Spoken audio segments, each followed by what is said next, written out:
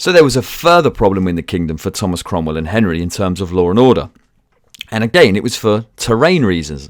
This was in the north of England. The north of England, that's basically anywhere like Yorkshire, Northumberland, Cumbria, and so on. These areas were regarded by Henry as beyond his reach. He couldn't reach them physically. It took too long to get there. They were far too far away for Henry to control on his own from London.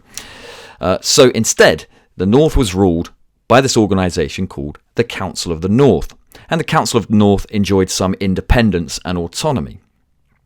However, in 1536, the Pilgrimage of Grace, this uprising of maybe 60,000 people who opposed Henry VIII and Cromwell's dissolution of the monasteries, proved to Henry VIII that the North wasn't quite the same as the rest of the kingdom, that it wasn't following the king's laws in the same way. In fact, the North presented a problem for Henry because Catholicism was still very strong there, and the northern lords, it was thought, had in fact helped the rebels in order to oppose the king.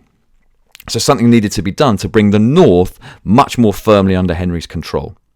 Well, it already had the Council of the North, so Thomas Cromwell merely reinforced and reformed the Council of the North. In fact, he gave it more power. The Council of the North now had its own powers to try serious cases that were previously tried by the king and by the king's courts. These included things like murder and rape and so on, and treason. So the Council of the North powers were increased.